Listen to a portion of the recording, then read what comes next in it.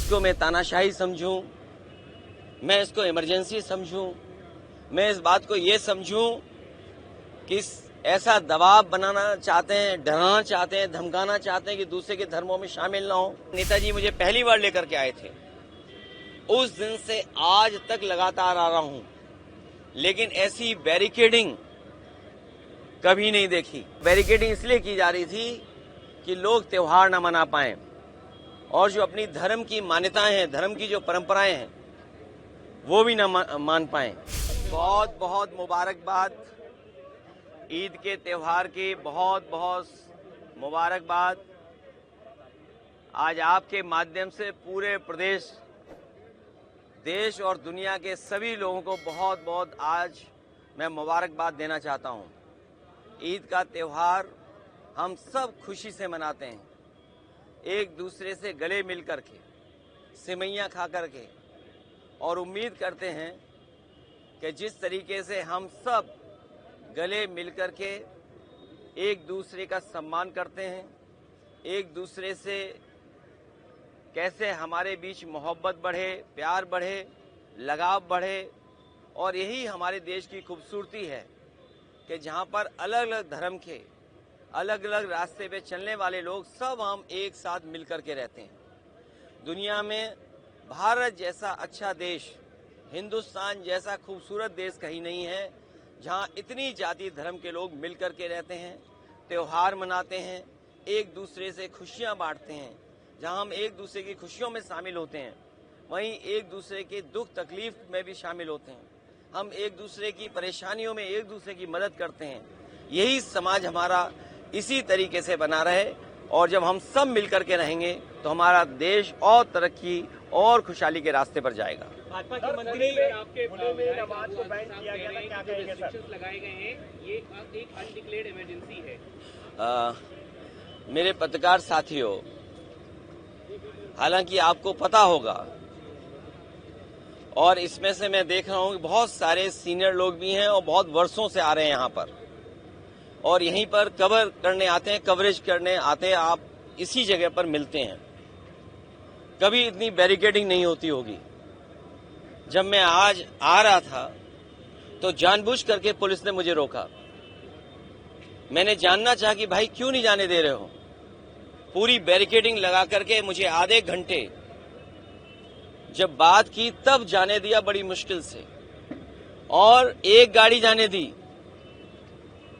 और जब जानना चाहा मैंने कि आखिरकार क्यों ऐसा किया जा रहा है, तो किसी अधिकारी के पास जवाब नहीं था। आखिरकार इसको मैं क्या मानूं, क्या समझूं? इसको मैं तानाशाही समझूं, मैं इसको इमरजेंसी समझूं, मैं इस बात को ये समझूं कि ऐसा दबाव बनाना चाहते हैं, डराना चाहते हैं, धमकाना चाहते हैं कि दूसरे के धर्मों में शामिल ना हो, दूसरों के कार्यक्रम में शामिल ना हो। कम से कम मुझे ये बताओ, मैं जाने कितने वर्षों से यहाँ आ रहा हूँ। मुझे याद है नेताजी मुझे पहली बार लेकर के आए थे, उस दिन से आज तक लगातार आ रहा हूं, लेकिन ऐसी बैरिकेडिंग कभी नहीं देखी।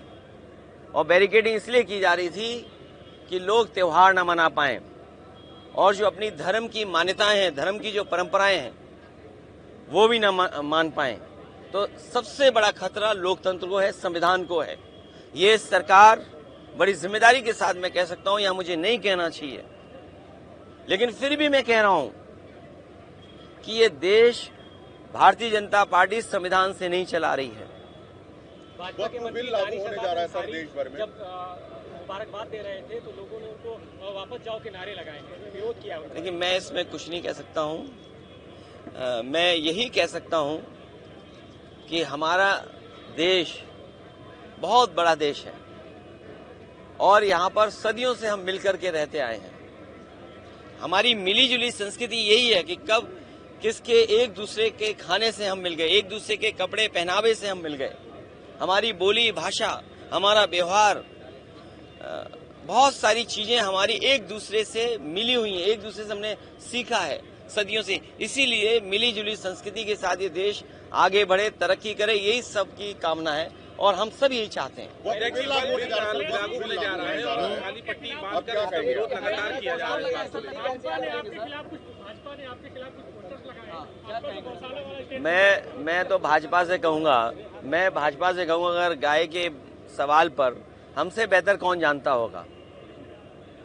भाजपा वालों को मैं इतना कहना चाहता हूं, जो पोस्टर लगा रहे हैं, जो चैनल में डिबेट कर रहे हैं, और बड़े बड़े एंकर, ये जो बड़े बड़े राष्ट्रीय चैनल हैं जिनके एंकर बड़े बड़े बहस कर रहे हैं गाय पर, मैं सबसे कहूंगा कि गाय संरक्षण के लिए काम करें।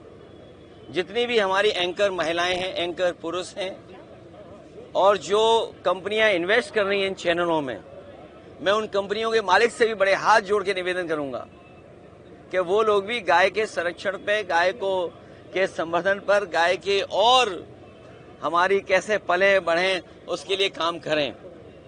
और जो बात मैंने कही वो इसलिए कही थी मैंने, क्योंकि भारतीय जनता पार्टी के लोग न गिनती बताएंगे कि गाय और सांड कितनी हैं उनके यहां, न गिनती बताएंगे, न मरने वालों की गिनती बताएंगे, और बजट आखिर कहां खर्च हो रहा है ये भी नहीं बताएंगे। तो मैं अपने पत्रकार साथियों से कहूंगा, जितनी जिम्मेदारी से मुझे आप जानकारी दे रहे हैं, उतनी जिम्मेदारी से संख्या कहलवा दो उनसे, और उस संख्या में एक महीने में कितने लोगों की जान जा रही है गायों की, वो भी संख्या बता दें। और आखिरी में अपनी बात कहता हुआ, ये सब बहस इसलिए भारतीय जनता पार्टी छेड़ती है क्योंकि जो बुनियादी सवाल है, किसान की आय दोगुनी होना, नौजवान की नौकरी रोजगार का सवाल, इन्वेस्टमेंट आने का सवाल, महंगाई का सवाल, बिजली महंगी का सवाल, इलाज दवाई है ही नहीं अस्पतालों में, और सबसे बड़ी बात जो छिपाना चाहते हैं वो जो भ्रष्टाचार है, ease of doing corruption, ease of doing and taking commission, ease of doing घोटाला, और उनका ही सबसे प्रिय अधिकारी लापता है, भगोड़ा है, साबित हो गया है। और मैं आपसे कह रहा हूं, इतने चैनलों के सामने मुझे किसी ने जानकारी दी है कि वो आईएएस अधिकारी मुख्यमंत्री आवास में छिपा हुआ है। आप देश भर में सर वक्त लागू होने वाला है। विधायक नंदकिशोर गुर्जर अपनी ही सरकार के खिलाफ हमलावर हैं। देखिए, हमलावर नहीं है। उन्होंने कहा कि माँ का दूध पिया हो तो, अगर ये बात गलत हो तो बताइए। बिल्कुल सही कहा भाई, जो विधायक है कब दुख तकलीफ में होगा, परेशानी में होगा, उसका अपमान हो रहा होगा, वो अपमान नहीं सहन कर पाया। अपमान जो हुआ उसने अपनी भाषा गुस्से में निकाल दी। तो अब सोचिए, उन्हीं का विधायक ये कहता हो, उनके अधिकारियों का हो, माँ का दूध याद दिलाता हो। अब अधिकारी जाने और बीजेपी के लोग जाने। अखिलेश जी, सड़कों पे कांवरिया चल सकते हैं तो 5 मिनट की नमाज क्यों नहीं हो सकती? अबू आदमी ये पूछ रहे हैं। वो ठीक कह रही हैं। क्या कहेंगे सर? ममता बनर्जी जी जो कह रही हैं एकदम ठीक कह रही हैं। आज जो ममता बनर्जी जी फेस कर रही हैं बंगाल में, जिस तरह का भारतीय जनता पार्टी झूठा प्रचार कर रही है बंगाल में और बिहार में, इसी तरह का गंदा प्रचार, घटिया प्रचार भारतीय जनता पार्टी ने यूपी में भी किया था, और आप लोग सब जानते हो। लेकिन मैं जानता हूं कि आप भी कुछ नहीं बोलोगे। अबू आजमी क्या कहेंगे सर? वो कांवरिया अगर सड़क पे चल सकते हैं तो नमाज 5 मिनट क्यों नहीं हो सकती? उस बहस में मैं नहीं पढ़ना चाहता हूं, लेकिन जो सड़क है, मेरे साथ कौन चलना चाहता है? अभी सोमवार को कौन चलेगा मेरे साथ? बताइए सर, कहाँ चल रहे हैं? हाँ, अच्छा, हाँ, ठीक है। एक है देवी, उनके पास हम और आप सब लोग चलेंगे, ठीक है? हम ले चलेंगे आपको, हम लोग ले चलेंगे सब।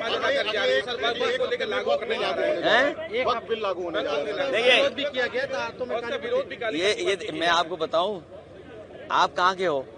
नहीं, न्यूज नहीं, यूपी के हो ना। अगर ये प्लॉट लेना चाहेंगे उत्तराखंड में तो इन्हें 250 मीटर का भी प्लॉट नहीं ले सकते। सोचिए, आप ही के प्रदेश से निकला हुआ बना हुआ प्रदेश, और अगर आप जाना चाहें तो आप वहां 250 मीटर का भी प्लॉट नहीं ले सकते। बताइए, आप आपका पड़ोसी प्रदेश, सोचिए ना क्यों। और हमने मुख्यमंत्री बनाया हुआ है उन्हें, तो मैं चाहता हूं ये मुख्यमंत्री भी उत्तराखंड चले जाएंगे।